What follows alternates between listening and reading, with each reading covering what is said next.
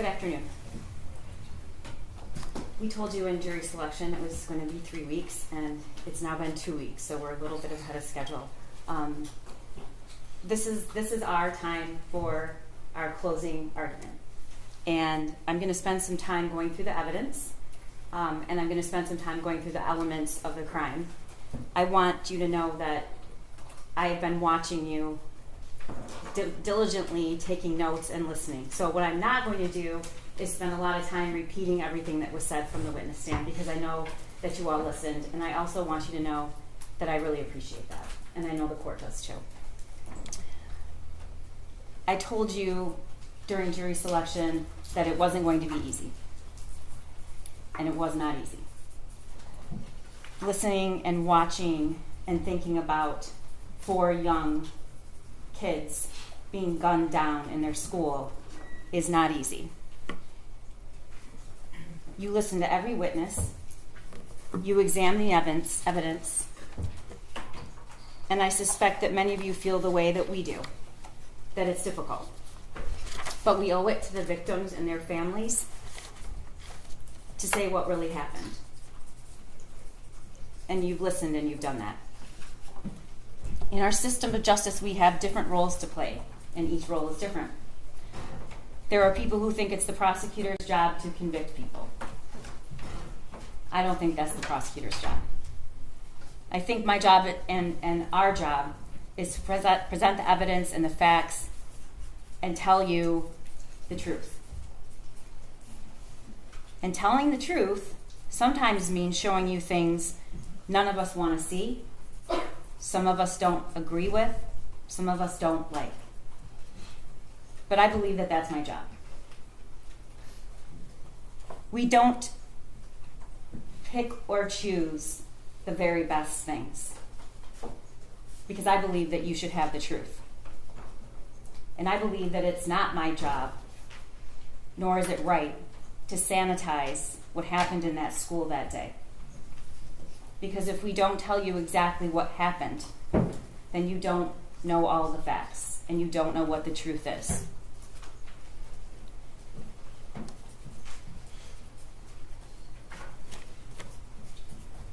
My job here, our job, that I believe we have done, is to meet our burden to prove that Jennifer Crumbley is guilty of 4 counts of involuntary manslaughter. The burden is high. I told you that during jury selection, but we embrace it. And I believe that we have met that burden. It means that you had to sit and listen to a lot of very emotional things, a lot of emotional people who sometimes aren't emotional, but were emotional for this. Because what happened on that day, every single person in that building had never experienced anything like that in their entire lives. And I hope to God they never do again. So you did see a lot of people, including law enforcement, become overwhelmed with the emotion of it all. That's not a show. That's just how that was. That's how it felt that day and every day after. So I want you to know that there was no picking and choosing the very best evidence to give you. There was no filtering things out that didn't help our case. I showed you everything. And I called witnesses to the stand to say things I knew you probably wouldn't like. But my job is to give you all the facts. But my job is also to prove beyond a reasonable doubt that Jennifer Crumbley is guilty, and I believe we've done that. The defense also has an important job, to advocate and argue for their client, and they decide how they want to do that. And of course, the judge plays an important role. Her job is to call balls and strikes when 2 sides disagree to make a ruling, and then to tell you what the law is. And she's going to do that as soon as we conclude here. And then there's your job. Your job is to decide what the truth is, what really happened, what are the facts, and then take those facts and find the truth and apply the law. The judge is going to give you instructions about the law, but I want you to go over what you now know, and I want you to think about it. And we're going to go over some of the evidence. But I also want to remind you that you're allowed to use your own observations and your own insight. And if there's something that you notice from the witness stand that I didn't say, you should rely on that. We can't possibly tell you every single little thing. And sometimes, ladies and gentlemen, the most important things are the things that don't get said. The most important things are the way the victim or the witness spoke, the way they answered a question. And I encourage you to rely on your own perceptions of that. I want to start out by talking to you about the elements of the crime. Involuntary manslaughter, she is charged with. This case is based on two theories. You're going to have all this in their jury room, but hopefully I'm going to explain it so well you will have no questions. These are dependent on two specific theories. One is the gross negligence in the performance of a lawful act, and that gross negligence caused death, and in doing so, the act that caused death, defendant acted in a grossly negligent manner. The second is the gross negligence in failing to perform a legal duty. One, I have to prove that she had a legal duty to the victims. Two, she knew of the facts that gave rise to the duty. Three, she willfully neglected or refused to perform that duty, and her failure to perform it was grossly negligent to human life.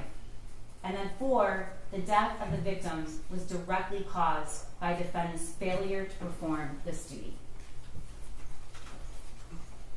Causation. The judge is going to instruct you, maybe more than once, and I'm going to say it, that there may be more than one cause of death. And it's not enough that the defendant's acts made it possible for the death to occur. In order to find the deaths of Madison Baldwin, Tate Meir, Hannah St. Juliana, and Justin Schilling were caused by the defendant, you must find beyond a reasonable doubt that the deaths were the natural or necessary result of the defendant's actions. You heard the evidence that the defendant's son shot Madison Baldwin, Tate Meir, Hannah, and Justin. And as previously noted, there may be more than one cause of death. And defendant's acts or inactions need not be the sole cause of the harm. In order to find that the death of Madison, Tate, Hannah, and Justin was caused by the defendant, you must also find beyond a reasonable doubt that her son's act of shooting these four individuals was reasonably foreseeable. Now you look at that, all of that I have to prove. And it seems a lot. It seems like it's going to take a pretty strong case to prove that. It's going to take some pretty egregious facts. Some unique, egregious, incomprehensible facts. And that's what we have here. Gross negligence means more than just careless. It means willful disregard the results to others that might follow from an act or failure to act. In order to find that the defendant was grossly negligent, you have to find the following three things. One, that she knew of the danger to another. She knew there was a situation that required her to take ordinary care to avoid injuring others. And second, that she could have avoided injuring another by using ordinary care. Third, that she failed to use ordinary care to prevent injury, and to a reasonable person, it would have been apparent that the result was likely to be serious injury. I told you I have two theories. We're prosecuting and charging based on two theories. They're both based on a legal duty. What's a legal duty? In Michigan, a parent has a legal duty to exercise reasonable care to control their minor child, to prevent that child from intentionally harming others, or prevent that child from conducting themselves in a way that creates an unreasonable risk of bodily harm to others. We talked about there's two alternate theories. Both of those theories, if proven, are sufficient to establish the crime of involuntary manslaughter. It's not necessary that you all agree on which theory has been proven, and as long as you all agree that we've proved at least one of those theories beyond a reasonable doubt, you can find her guilty. I want to take you through the testimony. I'm not going to get into every single detail of each of these witnesses' testimony because I know that you were listening and you were writing. You heard from Molly Darnell. Molly was a teacher in the school that day. She was in room 224. And she saw the firearm when it was raised, shoulder height, pointed directly at her. And what she noticed was there was no orange tip. You also heard her say that she locked eyes with Jennifer Crumbley's son as he was taking that stance. You heard her testify that she jumped to the right, thank God, just in time, because the shot in her shoulder that she sustained was only inches from her heart. The next witness you heard from was Christy Gibson Marshall, who's an assistant principal at Oxford High School. I don't think there's one of us that would disagree that Christy Gibson Marshall did the most dangerous thing she could do. And she did not follow the protocol. It's probably one of the most courageous things I've ever seen. She walked to the shooter. She saw a student on the floor. And then, when she finally came face to face with the person who had shot this student, she didn't move. She just stared at him. And he didn't shoot her. She testified that she knew him. She was his principal in middle school. And she just couldn't believe that he would do something like that because she knew him when he was in middle school. You saw the video of that day and what happened. And he just kept going. And even after he left and she had no idea where he was going, she didn't go hide anywhere. She didn't keep herself safe. She bent down to render aid and assistance to that student. And when she rolled him over, she realized it was Tamir. We all know that she didn't and wasn't able to save Tamir. We heard from Cammie Batt, who sold the Caltech and the Derringer to James in June of 2021. She also sold the 9mm 6 Hour to James with the shooter present on November 26th, the day after Thanksgiving. She testified that James came in and pointed right at the SIG and said he's had his eye on it. She walked us through the process of purchasing a firearm. She talked about the trigger lock statement provided to James upon purchase and the cable lock provided with November 2021 on that gun purchase. Next, we heard from Special Agent Brett Brandon, who's sitting right here. You heard that when he was informed about the Oxford shooting, he left so quickly that when his partner came back, his chair was still spinning. And he raced and drove up there as fast as he possibly could because it was very much his own community. You heard he went right in and he found Lieutenant Willis, and he said, "Do you know where the gun is, and do you know where it came from, and do you need help?" And so he was responsible for finding out where that gun came from, which he did. He was also responsible, because he chose to be, and watched the surveillance of the video and helped to prepare search warrants. And you heard him testify that as soon as he saw that surveillance video, the one thing that stuck with him is this is not an inexperienced shooter. This is a shooter that that is proficient with a firearm, knows what he's doing. Taking shots, a lot of people wouldn't. And what he did was start going to gun ranges and ask people to say, because what he was thinking was, who taught that kid to shoot? He must have been to a range, and he was right.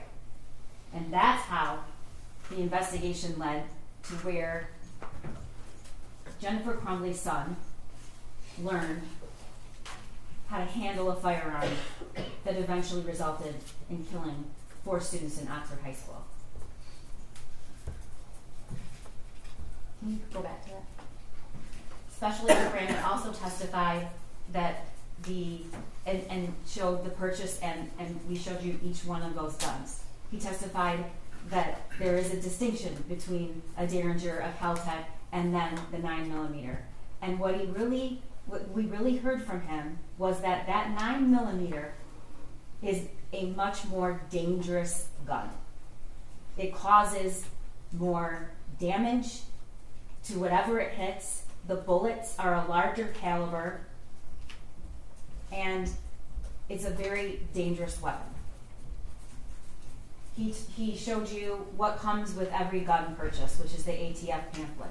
He read to you about the warnings. There's a reason they put it in every single gun purchase. And its sole purpose is to protect kids from gun violence deaths. He talked to you about what a trigger lock is and the trigger lock statement. He showed you the Instagram post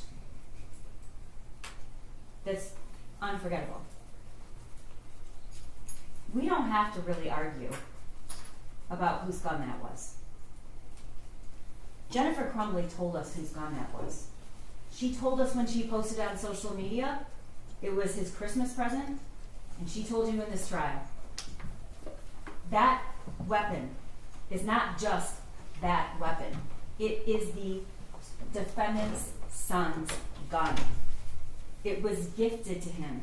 And not only was it gifted to him, she bragged about it on social media before the shooting. Special Agent Brandon also introduced all of the surveillance and the videos of the shooting range. And you got to see with your very own eyes the training and the preparation that the shooter ultimately used to kill 4 of his classmates. We all saw that. We actually saw the last day he was practicing to kill 4 of his classmates. And there was only one person with him, ladies and gentlemen, and her name is Jennifer Crumbley. And I want you to remember that video. And I want you to remember the look on his face when that target comes back in and he looks at it and he's smiling. Special Agent Brandon also introduced the worksheet. You've seen the worksheet a lot. I bet you that worksheet's burned in your memory, and I wouldn't even have to show it to you. But what Special Agent Brandon testified to and showed you is that wasn't just a picture of any gun. It was a picture of his gun, which was the murder weapon. And he showed you the details, and we're going to talk about that later. And next we heard from Ed Rogrowski. We now just call him Ed because he works for the Secret Service. And he testified for an entire day, and he had a lot of information. But he also really couldn't help himself from becoming emotional. And I know that you're going to remember this, but what an extraordinary thing that's just not seen very often. He sat right there, and he took you through every single action of the shooter and every single death from his memory. And he told you that he could do that because it's burned in his brain. These are seasoned law enforcement. This isn't an act. They hate showing emotion. He probably will never forgive me.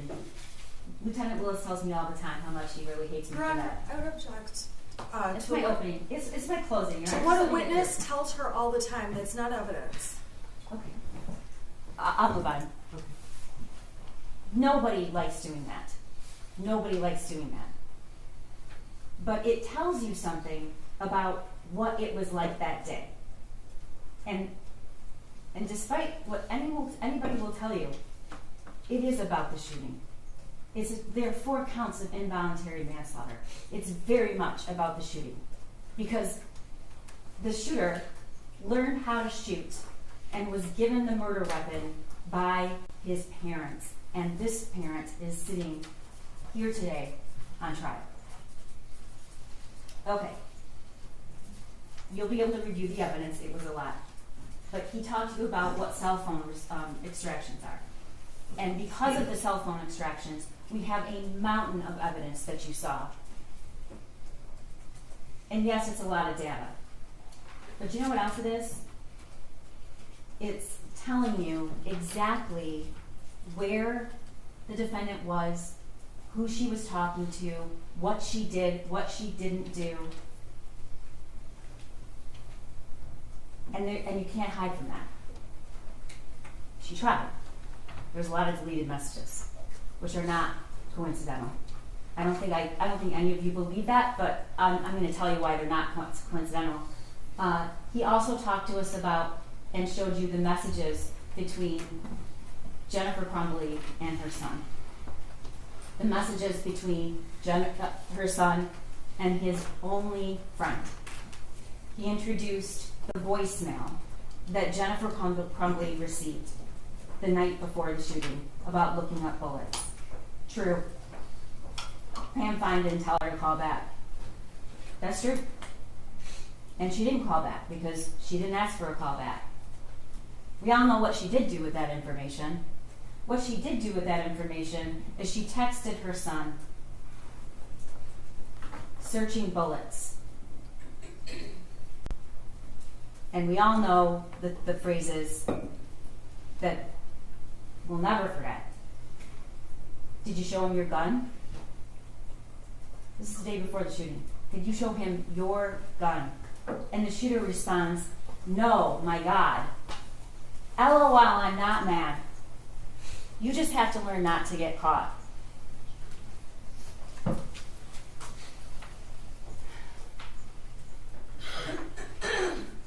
Kira Penick testified that she knew Jennifer Crumbley. She testified about the amount of time that Jennifer Crumbley and James Crumbley spent at the barn. She testified about all the money they spent at the barn. Why is this important, ladies and gentlemen? It's not to show you that somebody's a bad person for liking horses or spending a lot of money on horses. It isn't. And it's not to say that somebody should spend every waking hour that they're not at work at home with their teenager. That's not the purpose of this evidence. The purpose of this evidence is to show you what Jennifer Crumbley cared about the most and what she was doing and where she was when her son learned to be a killer. Kira will tell you that she referred to her son as an oopsie baby and said he was weird. She rarely saw him. And that even after the one friend was taken away abruptly with no notice, they still went to the barn, even at night, and left him by himself. Which is absolutely normal to leave teenagers at home by themselves. Unless that teenager is showing signs of mental crisis and that teenager has lost the only person in the world that he has.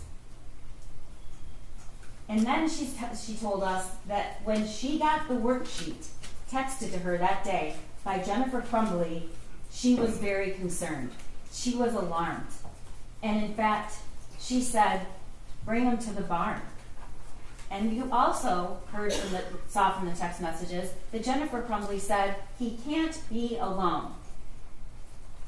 We know now that decision, that statement, she knew he couldn't be alone. She didn't decide to stay home with her son. That wasn't an option. She'd have to take him to the barn, where she herself testified he didn't want to go.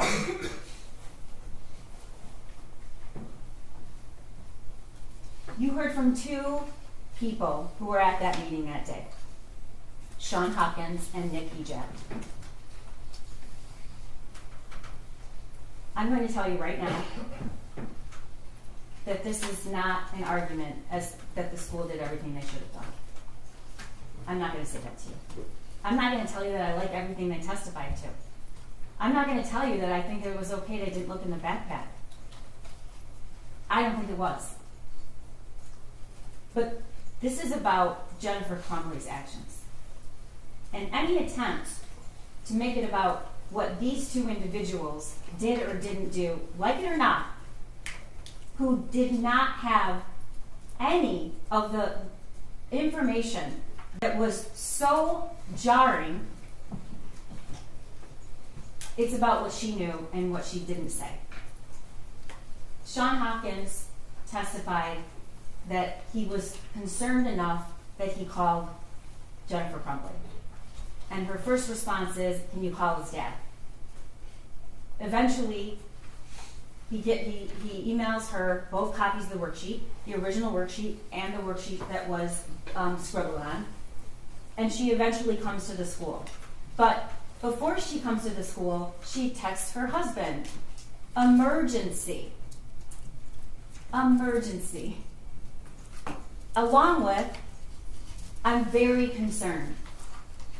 And James texts back, WTF. They're concerned. For the first time she testified ever, they're called to the school in the middle of the day, and they have that worksheet. Sean Hopkins is going to tell you that calling parents in the middle of the day and asking them to get a kid help is a pretty drastic action. And that he did in fact do that, and he gave them the list of places to call. He testified that when they entered the room, Jennifer Crumbley didn't greet her son. Jennifer Crumbley didn't hug her son. Jennifer Crumbley didn't engage with her son at all in the entire 11 minutes she was there. And we know she wasn't going to be in that school very long because she'd already told her boss she'll be back by 12 or 12:30. Doesn't leave a lot of time for the meeting at the school. It's a 20-minute drive. Sean Hopkins will tell you that what he felt mostly in that room for the shooter was compassion. He didn't want him to be alone, and he felt really bad.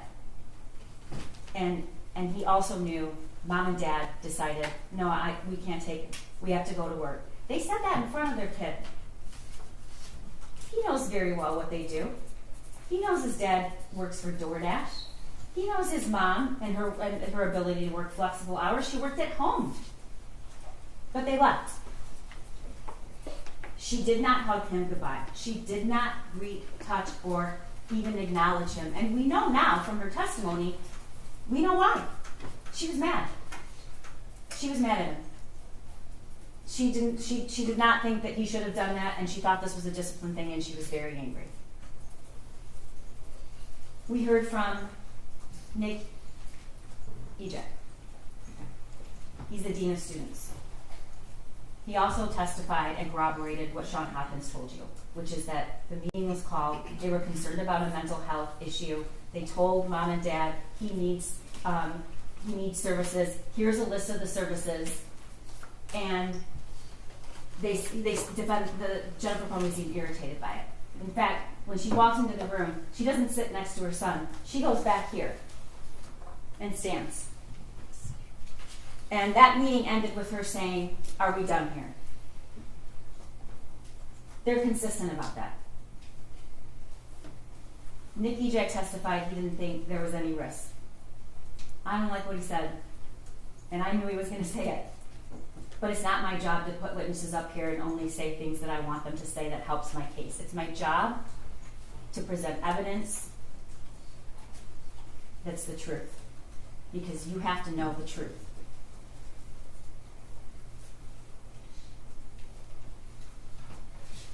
Sergeant Joseph Bryan is the first law enforcement that had contact with Jennifer Crumbley and her husband right after the shooting. And you saw the interview in the substation. And you saw the demeanor of the defendant. I want you to remember something. It wasn't even an hour. It was around an hour after the shooting took place. She's on her cell phone. She's looking to see if it's on the news, she said. We also know that there were deleted messages. We don't know when she deleted them, but we know there were messages deleted after the time of the shooting from the time that the phones were seized later that night. He asked about the gun. And you heard what she said, what they both said. It was hidden.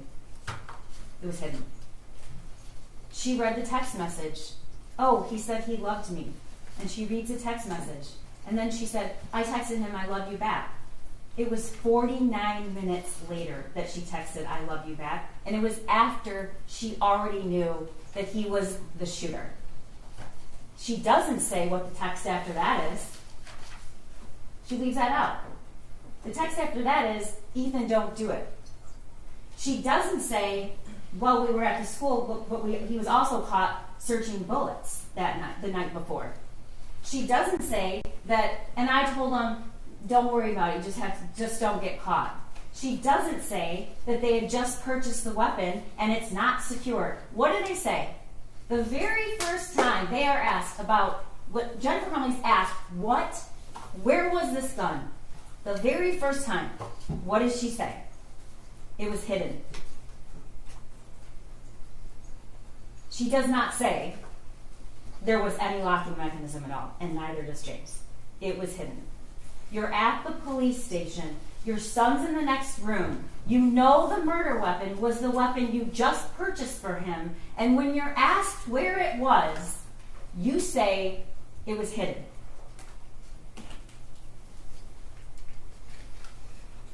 We also heard from Andy Smith, who was Jennifer's boss. He testified she could have absolutely gone home. She works from home, and there's flexibility, that they have kids that come to work, that the meeting that she wanted to get to was not in any way mandatory, and he testified about some very bizarre communications. He testified that as soon as she left, he got a text saying, my son, the bullets are gone, the gun is gone, he must be the shooter. Oh my God. Those were deleted by Jennifer Crumbley. We don't know why. I think there's a lot of circumstantial evidence to suggest why, which is those are statements you don't want on your phone. And then, not 3 hours after her son shot and killed 4 people, and he's already in custody, and it's already clear that he is probably never, ever, ever going to be out of prison for the rest of his life, she's texting, don't judge me based on what he did. I need my job. Her explanation for that, she was in planning mode. The next witness is Amanda Holland, who testified that she came back to the work that day. She had the worksheet. Andy Smith also said she before the shooting occurred, she was down, she was sad. I feel like a failure as a parent. This is before the shooting. And she also tells Amanda about this, and she tells Amanda he can't be alone. So I'm just going to take him to the barn tonight. We can get to it a little bit later. I guess what's really hard to comprehend is how before the shooting, just based on the meeting and what she knows and the drawing, she thinks she's a failure of a parent. But she sat right here and said, after all, she doesn't really think she was a failure as a parent. And that's after she knows everything that happened.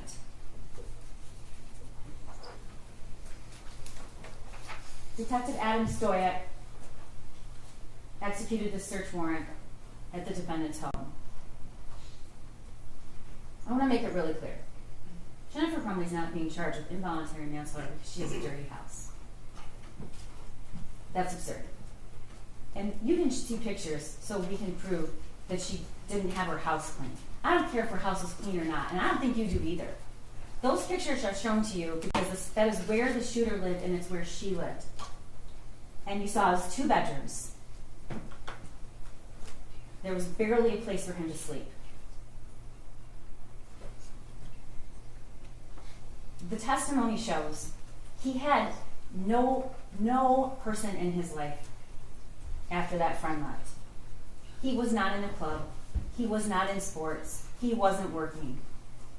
when I see those photos, what I think is, yeah, 2 rooms that were completely filthy, dusty, covered with clothes everywhere. But then I think, what? That is where he spent 99% of his time. It's where he ate Thanksgiving dinner, just days before the shooting. The search warrant photos were also shown to you so you could understand where these guns were stored. We have a pretty good idea that the Kel-Tec and the Derringer were in what's called the gun safe. The lock was 000, but we know that they were kept there. What do we know about the SIG, the Jennifer Crumbley's son's gun?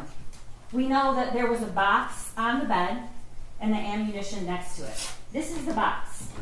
This is the box. I'm sorry, this is the thing. Look at the other box. He's going to show you in a minute. This is the box of the Kel-Tec, which was found with this cable lock inside of it. Where she kept the other guns? No. I'm sorry, is that the box or the case? Is that the box or the safe? This is the box. What's the box? It was in the kitchen, in a cupboard, down in the But cupboard. the empty box was in the kitchen, right? I don't. What exhibit Your number Honor, is that? this is my closing argument, and I would just like to finish, please. Sure. Can you tell us what exhibit number it is? Yes, it is 35. Go ahead. This was found in the kitchen. Inside is the cable lock. This was found on the end of the defendant's bed. Special Agent Brandon showed you what it's like to open this up and close it. You hear that clap? It's not an easy thing. So what this is laid out on the defendant's bed, and the bullets are right next, the box of the ammunition is right next to it, empty. The story, one of the stories that is told by Jennifer Crumbley is he must have come in there when they were sleeping, because she was in that bed all night long, and they left after her. Except that the ammunition was in the box. Taking it out and leaving the box while your parents are sleeping doesn't make a lot of sense. And it doesn't make a lot of sense that this was taken, the weapon was taken out of this case with no one hearing while they were sleeping. And you are allowed to use your own common sense. He also testified about the search warrant. He testified where this cable lock was found, and he testified where the case and the box was found. And he testified where the gun safe was found. It was not, unlike what Jennifer Crumbley alleged, stored separately from the ammunition. It was actually right next to the ammunition. In a gun safe, the other 2 guns with a combination 000. Sergeant Peschke arrives at the scene, doesn't know anything about the Crumbleys, doesn't know that they've already been to the substation, doesn't know that they were at the school that day. He's there and was ordered to be there to keep the house safe while they are waiting for the search warrant. And in doing so, he needs to keep the defendant out of the house.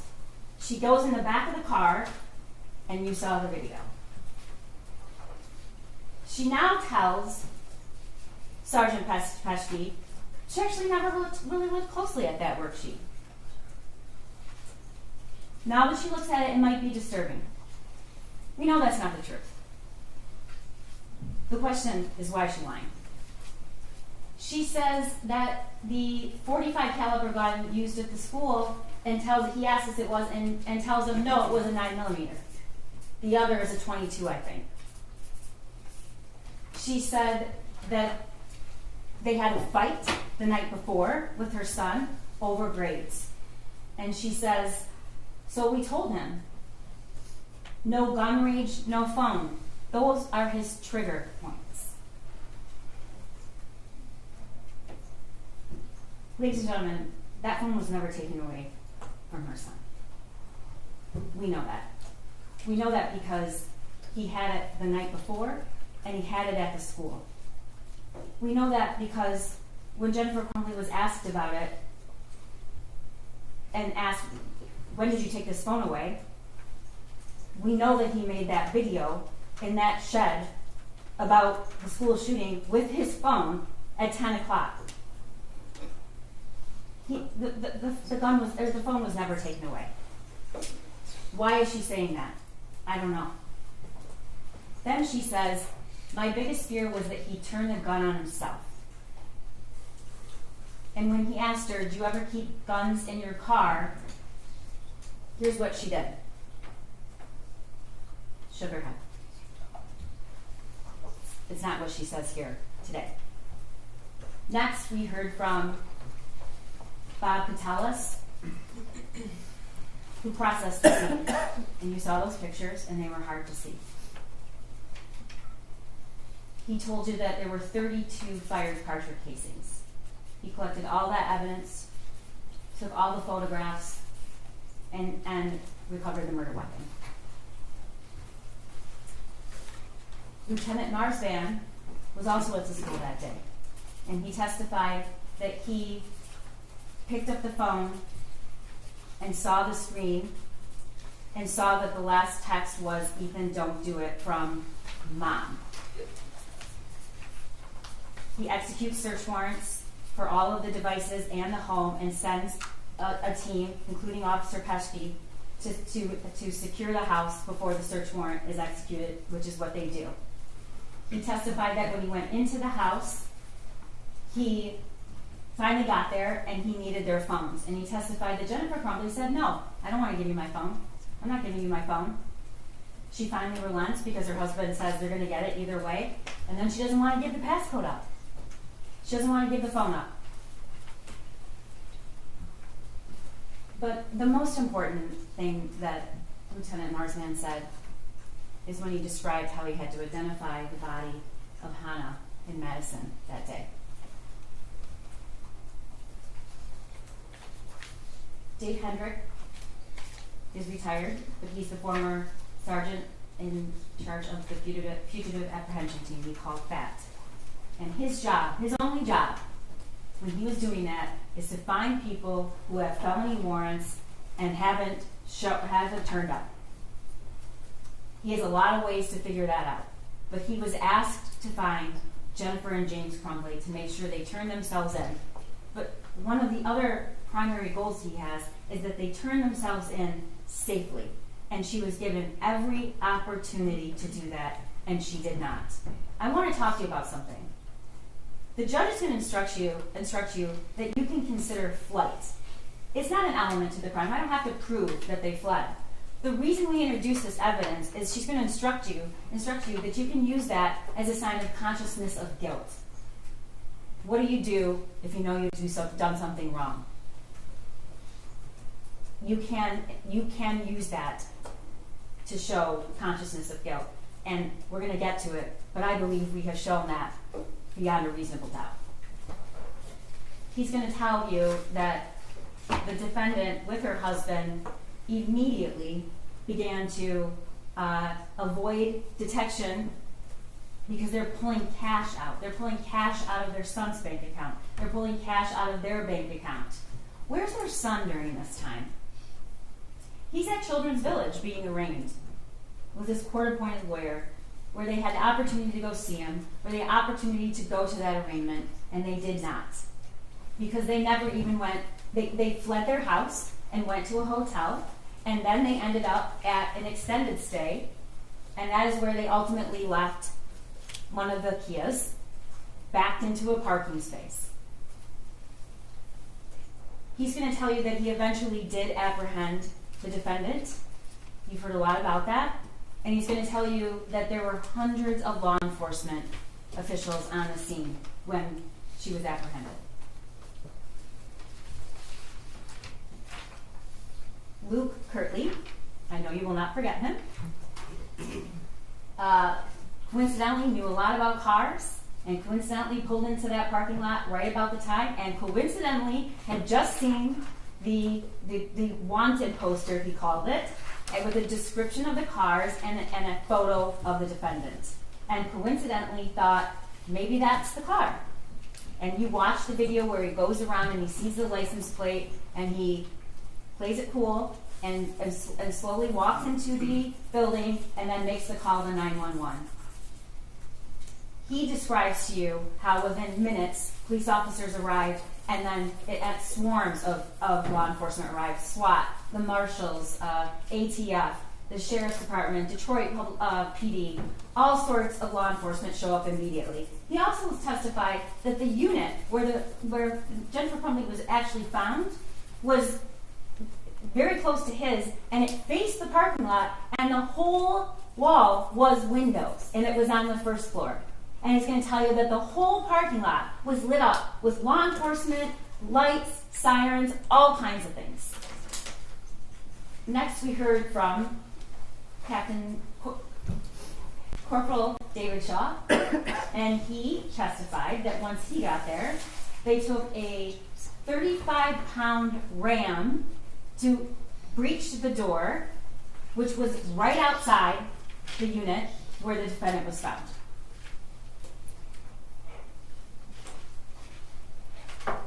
We heard from Brian Deloche. Also, didn't love a lot of things he has to say, but you deserve to know the truth.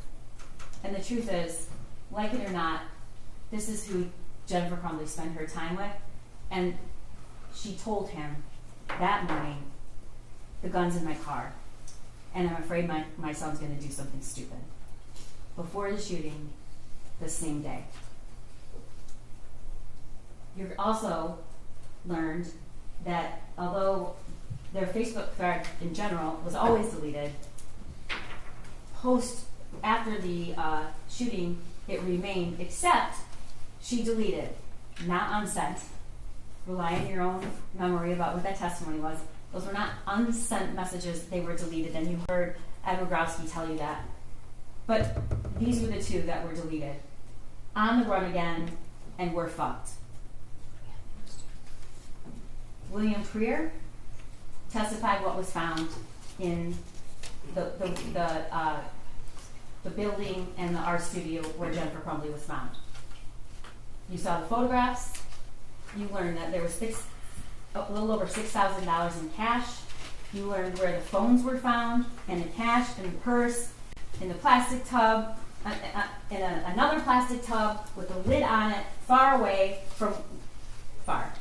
feet away from where the mattress was, and there are other things where you learned all those phones were off. He also testified what else was found. Booze, orange juice, ice, and avocado, bananas, socks, blankets, and that is the room where Jennifer Crumbley was ultimately apprehended. You heard from Lieutenant Willis, who was the officer in charge. He told you what it was like in the school that day. He described the autopsy protocols that were done and how each of those kids died and where they were shot. He told you that both Justin Schilling and Madison Baldwin were shot in a contact wound, which means the gun was either very close or actually touching their head. He showed you the video of the shooting. And again, this is not to incite emotion. The video of the shooting shows Jennifer Crumbley's son taking a stance he clearly knew how to take and was trained to take. And you watched his demeanor and the calculated, cold way he proceeded through those hallways looking for people to shoot. You saw the surveillance of how he ultimately surrendered. Walked out after executing Justin Schilling, laid the gun on a wastepaper basket, made it safe, took the magazine out, and surrendered. He showed you and introduced the bank records that show you what they were doing after charges were either very soon coming and after they were announced. And he showed you an in-car video of Jennifer Crumbley and her husband. who just a few hours after the shooting embraced, kissed, whatever happens, I love you, don't say anything to the police.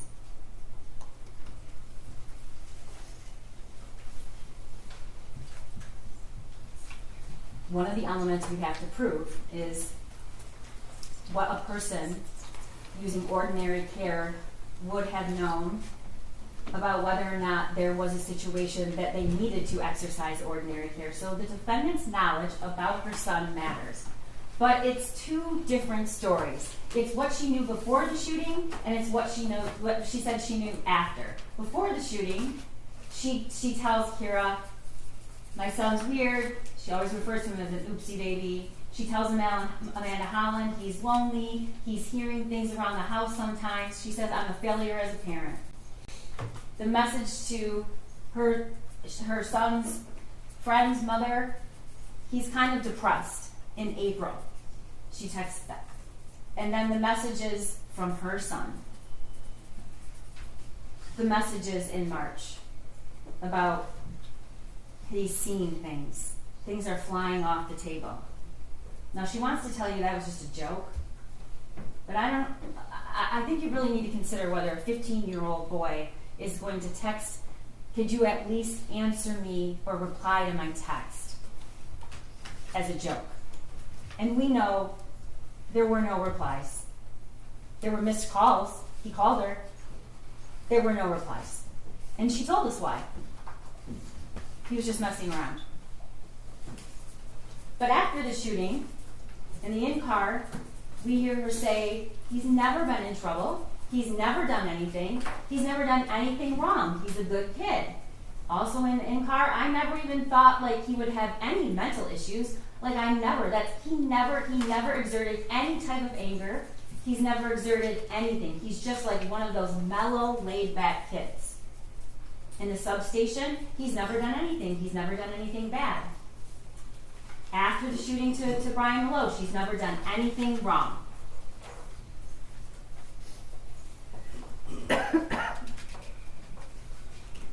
Jennifer Crumbley has said a lot of things about that drawing and that meeting at the school. She sent the drawing to James and Kira and Andrew, as I said before, with the call now, emergency. She told Kira he couldn't be left alone. She tells Andy she needs to get him counseling, and she tells Amanda that the drawing was really scary. She agrees. After, this is what she says in the substation. Nobody didn't seem worried about it, and he said that my son's more than welcome to stay at the school, or he could go home. And I really wish we had taken him home. In the in-car, she said, I didn't even look at that closely. Now that I do, when I was at the substation, I looked at it closely, which we know is not true. I looked at them closely, and they're a little disturbing. Well, they're very disturbing, because look what he just fucking did. And then to Maloche, she says, the school was very nonchalant, but the paper they showed me had all of the things scratched out. That's just not true. It's just not true. And you don't have to believe me, because we have evidence it's not true, and you heard it.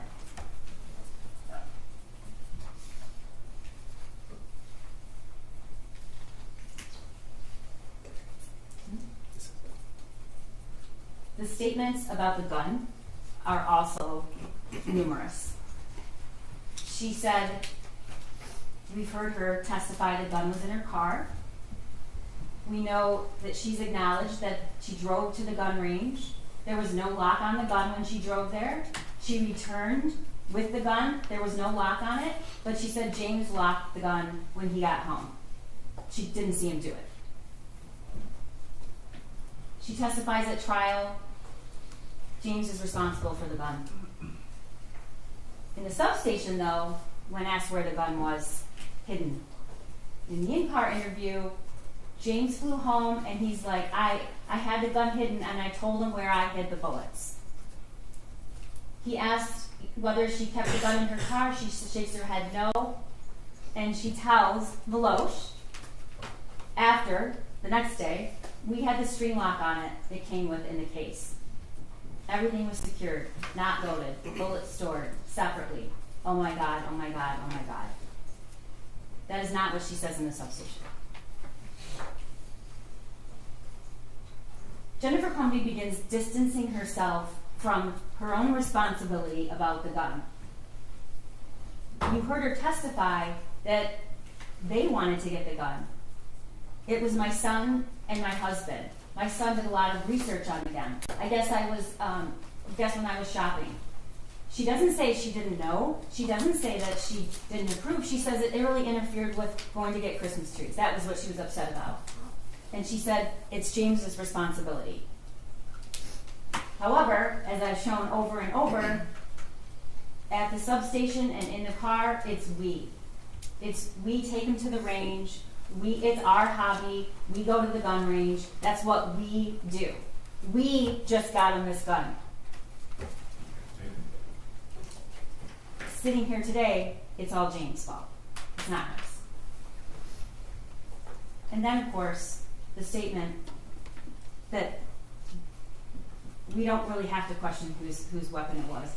Jennifer Crumbley posts, Ethan and James Crumbley both got handguns this week, testing them out at the range. That's in June. The evidence really shows that the shooter owned 2 guns. But for sure, she acknowledges Mom and Sunday testing out his new Christmas present.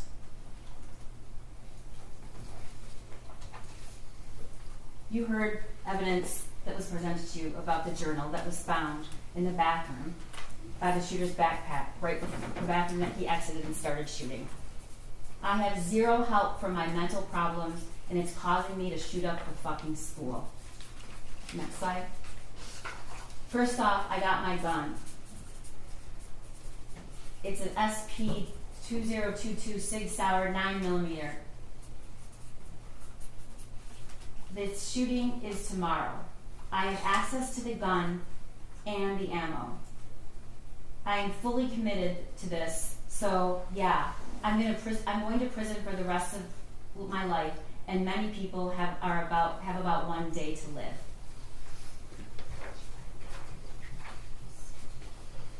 One of the things I want you to ask yourself when you go back in that room is why? Why, after hearing that there's an active shooter situation and knowing that your son is involved, you are taking the time to delete text messages and look at the messages that were deleted. We're on the run again. Helicopters, not sure where to. I'll message you, and we're fucked. Deletes. The gun is gone, and so are the bullets. Oh my God, Andy, he's going to kill himself. He must be the shooter. Ethan did it. Those were deleted from her phone. She deletes all the things she says about the drawing to Kira, including making sure that she still was going to get her lesson that night. This is the timeline from when in March, which you've heard a lot of testimony starting in about March, was where we first have evidence that he was struggling, he was hallucinating, he was seeing things, and he wanted her to text back and she didn't. We know that he had some incident, and he said that the mental breakdown in April. You saw text messages between James and Jennifer saying, did he say anything about last night? He woke up in our bed, he didn't know where he was. We don't know what that was about, but we certainly know that that is not evidence of somebody who is completely fine and stable. In fact, lots of messages from Jennifer Crumbley saying, I'm worried. I'm worried he's going to do something stupid. In April, she texts her friend that she thinks he's depressed. The Caltech and the Derringer was purchased in June. They go to the shooting range in June. They go to the shooting range in August. They go to the shooting range in September. And then in November, they buy the Sig Sauer. And we see the shooting range that Jennifer Crumbley went to with her son, testing out his new Christmas present. Here's what we learned Jennifer Crumbley did after the shooting. As soon as they took her phone, they bought burner phones in Lapeer at 8 o'clock the night of the shooting. They checked into a Holiday Inn Express that night in Lapeer.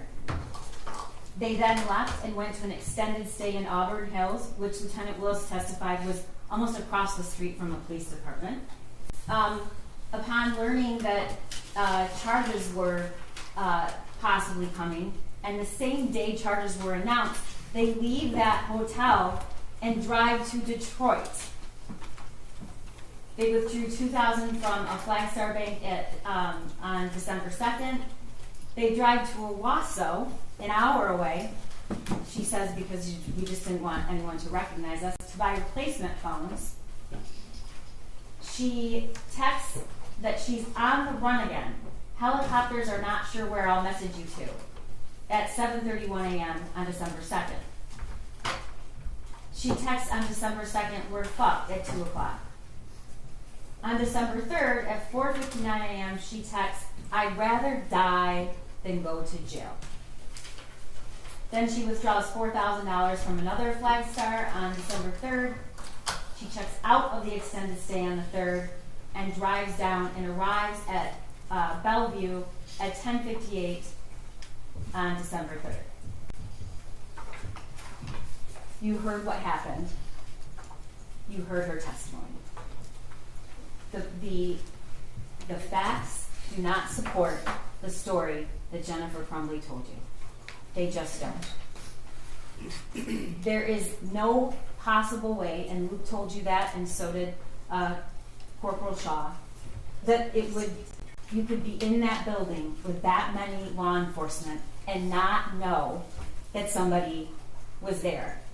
And we don't even have to use that today's testimony, ladies and gentlemen, because she texted herself, I think we're caught, we're laying low. She texts that, we find out, and this is evidence we got this morning. She texts that after she's already said she took 4 Xanax and went to sleep. Now you saw that video. You saw that video. All those people, for over 2 hours, they're sleeping, and even when they come into the room, they still don't even act like they get up. It's just not true. And we know it's not true because they'd already taken steps. She had hidden the phones, powered them down, separate from all the other things they had, with the cash.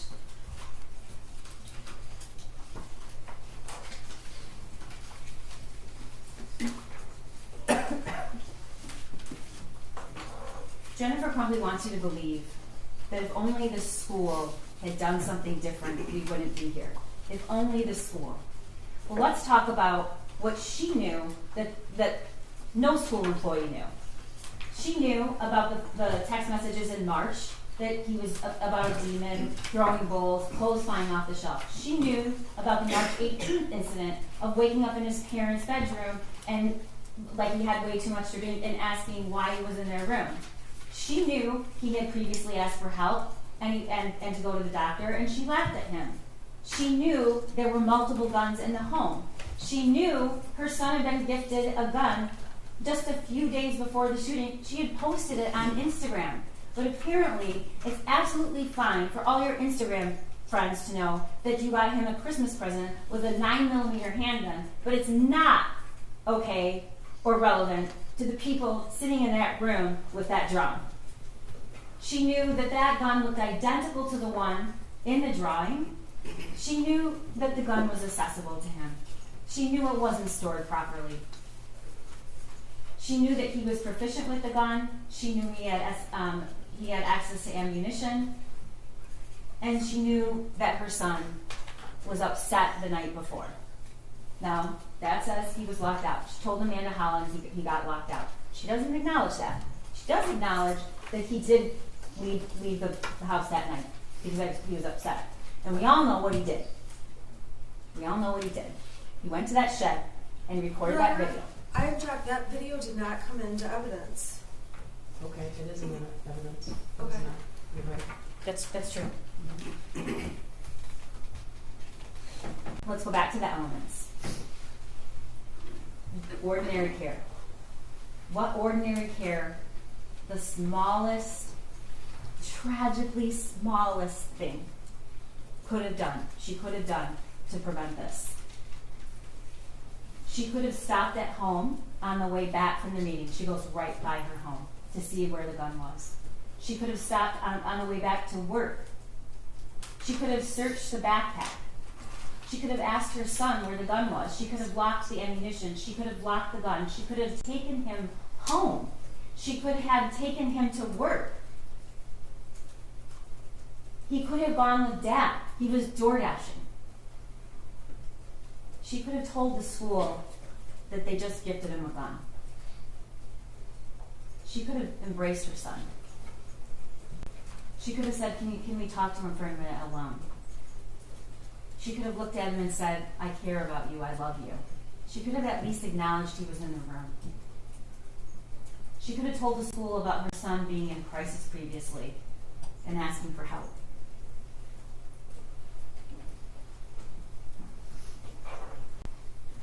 Ordinary care would have included all of those things. And the tragic part about it is none of it was hard. None of it. The smallest thing, just the smallest thing, could have saved Hannah and Tate and Justin and Madison. The smallest of things. I have to prove that there's reasonable foreseeability. And that worksheet right there that Jennifer Crumbley saw just hours before the shooting is reasonable foreseeability. And we're going to show you in the next slide. That's the picture of the gun. It's not just any gun, ladies and gentlemen. It's the gun that they just gave him. Blood everywhere. That's what he wrote with ammunition. I didn't show you the picture with the blood because I don't think you need to see it again. But we know what happened in that school and in that hallway. Here's a picture with 2 bullet holes and blood coming out of the figure's head. And look at that. That is where those shots went. Those are from the shooter's gun. The thoughts won't stop. Help me. These are all of the things that were texted to Jennifer Crumbley. This was in March. But he's writing it on a piece of paper and he's showing it to her. That is foreseeability. He's telling in that drawing, this is the gun that was purchased for me. Help me. Blood everywhere.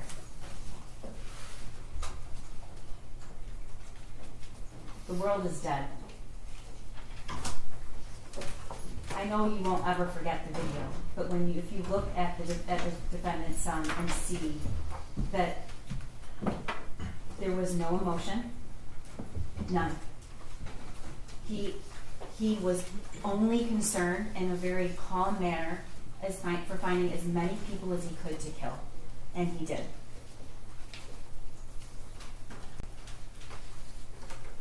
My life is useless. These statements from the defendant's son are just heartbreaking. I asked my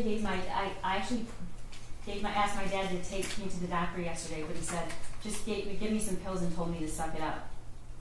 Like, it's at the point that I'm asking to go to the doctor. My mom laughed when I told her, but I am having bad insomnia right now. I need help. I was thinking I could call 911 so I could go to the hospital, but then my parents would be really pissed. Like, I am mentally and physically dying.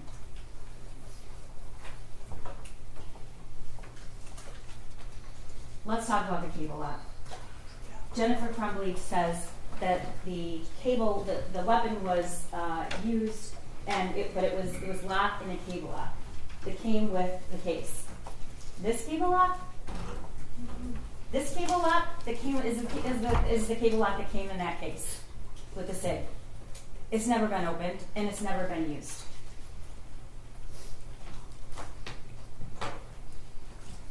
This is the last picture that we have of that gun until we see it murder 4 kids on November 30th.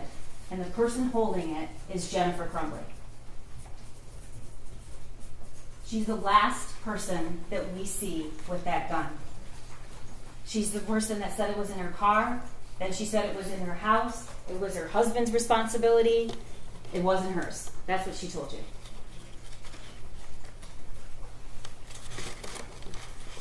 She knew he was distraught the night before. He texted her, "I love you." She told you that's never happened before. She did think it was abnormal or odd. She knew he was looking up bullets in the school. She knew he was watching violent videos. She knew he was proficient with guns. She knew he was previously in crisis. She knew his only friend that he talked to was just gone. She knew all those things.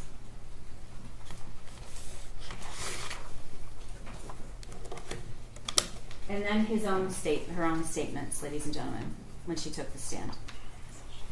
She testified that when she's looking back, she still wouldn't do one thing different. Not one. Not any of those tragically small things. Even now, she told you she wouldn't do anything different. And then she also told you that we took his gun away. You heard her say it. And then she said she doesn't think of herself a victim, but she has lost everything.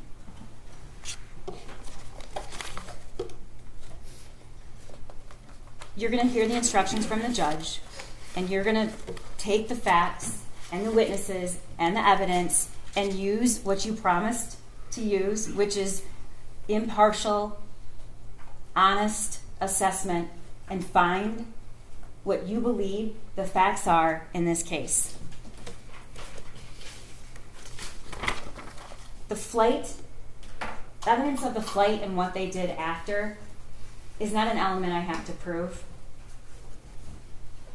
But what does it show? It shows the minute this shooting became public and ended up in the paper and the media, Jennifer Crumbley started telling a story, and then she ran. And she didn't run just because she was selfish, ladies and gentlemen. She ran, and she started deleting text messages, and she started telling a different story because she knew she had done something wrong. That's the only reason you start deleting text messages. It's the only reason that you start saying something that isn't true. It just isn't true. Jennifer Crumbley drove to Detroit with a bunch of cash and 6 cell phones powered off. You can consider that as consciousness of guilt. Everything she did from the time she found out that there was an active shooter and had the 10-minute call with her husband. They both say they went right. He called 911 right away. He did not. He talked to his wife for 10 minutes, over 10 minutes on the phone before he called 911. But the facts changed because it was an immediate attempt to misrepresent what actually happened. Why is a mother whose son just killed 4 people thinking about deleting her text messages? Why is she saying things that are not true about her son? Why does she care about her job? Why does she care about her horse lesson? Why does she care about any of these things? Because she knew she did something wrong. And she's deleting all of those things because she wants you to believe that she's somebody she's not. And you know what she's not? She is not somebody that used ordinary care to prevent what was foreseeable, reasonably foreseeable, that could have happened. Injury or death. And it did. It did. Those words on that paper helped me.